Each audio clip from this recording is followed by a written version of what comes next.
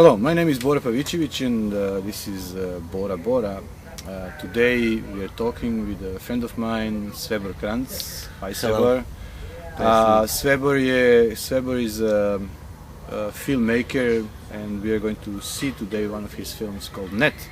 So Svebor, how did you come to this idea? How did it came to life? Yeah, well, it's actually an old movie that I made and I finished it in '95, and I started with it in '92 when I was still living here in Amsterdam, and I got the subsidy from the Fonds van Beeldende Kunsten, and then I bought a camera and bought a ticket to India and I went there.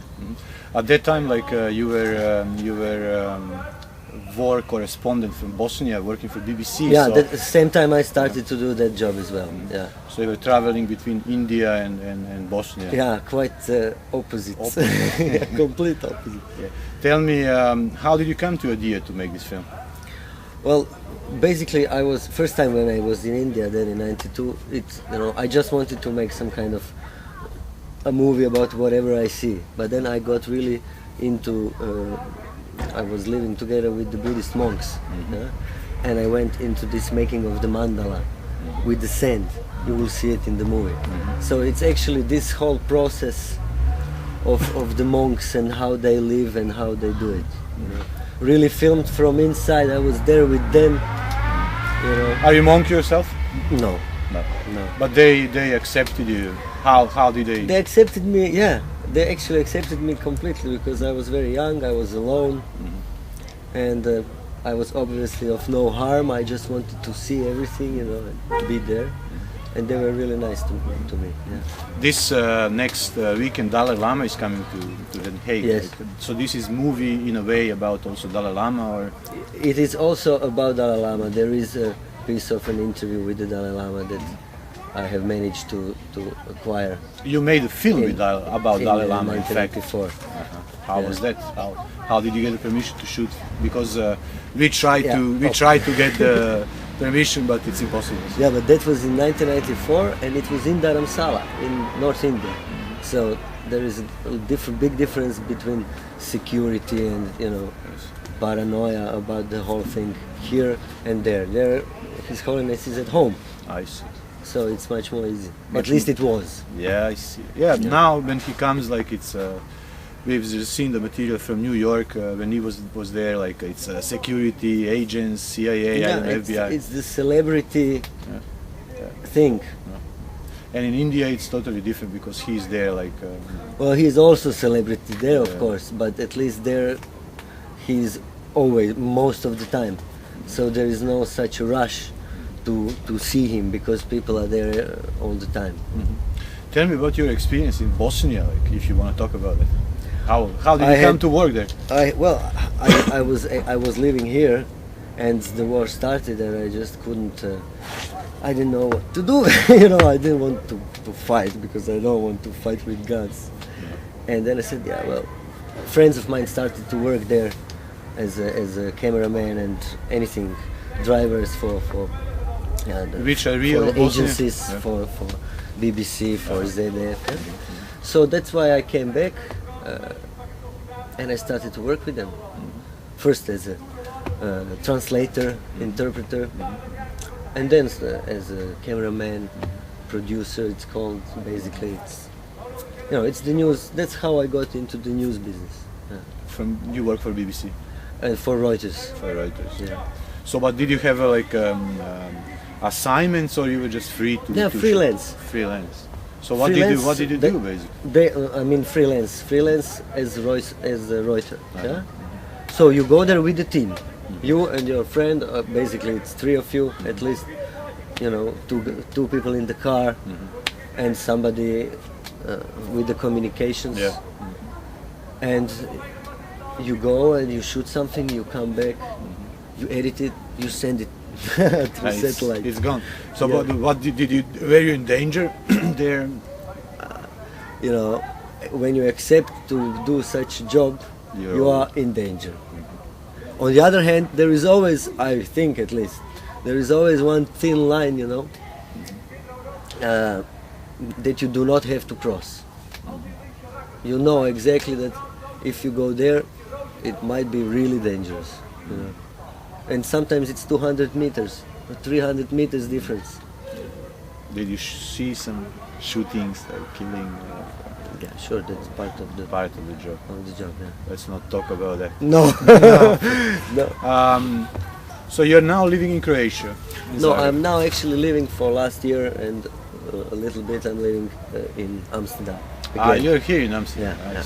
But you're traveling between Amsterdam and Zagreb or so? Yeah, I'm traveling, but basically I'm working here with Home for Peace and Non-Violence. And we are making this documentary, Profession Refugees. Yes, Profession Refugees. That's your new project. Tell me about that. Yeah, that's a very good project. It's we were together in Home for Peace and Non-Violence. We were thinking and making it happen, and then I actually started to film it, and now it's going to be edited. And it's about refugees who are living in Holland for many years. Refugees from different sorts of life, different parts of life, different cultures. How did you integrate in Holland? What in your opinion? Myself, I'm not integrated in Holland. Obviously, I don't even speak Dutch. You don't speak. But you know, I was living here and there, and there is always time to do it. But I'm not myself integrated, I have to say. Yeah. In your opinion, although I feel very great in here Holland. In your opinion, like what's the basic problems for people like us, like refugees, because we are all refugees, like living in a foreign country. So what was the basic burning problem for us? I think that people, when they go out of the country, then they suddenly find out that they actually love their own country much more than they even understood before, because suddenly you miss this, you miss that, you miss certain language, culture, people. Everything is different. Climate, especially here in Holland, the climate is really. So that's the worst thing, that basically everybody, whoever comes to live somewhere else, most of the time they want to go back, at least after in retirement. And this film is going to be about? This is going to be about refugees who are here around 10 years, 15, depends. One Tibetan woman is here for 30 years. So it's not only about people from Bosnia, Croatia, no. It's refugees. It's touching a little bit this problem of a person living in other country, and basically how these refugees are treated. There are more and more refugees, and they are still more or less treated as third how do you call it? Personality of category 3. Yes. Or category 4. 2, whatsoever. That's always like that. Something like the racial problem, nationalistic problem. Do you think that exists? Do you think that exists also in Holland? What? This racial problem. Racial problem, racism. Well, I think, in a way. I think basically the nationalism and racism are two same things, but expressed through a different set of a person's ideas. Somebody hates niggers. It's the same if you hate Serbs or you hate Croats, you hate Irish or some shit like that. So, sure, it exists everywhere. That's what I like this organization, Home for Peace and Violence, because here we are sitting like all kind of different people, like from Serbia, from Croatia, and we are not trying to recreate Yugoslavia, which was obviously some unfortunate invention of somebody, but it's nice to sit with you and absolutely, and not to feel that, like when I go to Croatia, I always actually feel like a Serbian. So. You have always feel like that.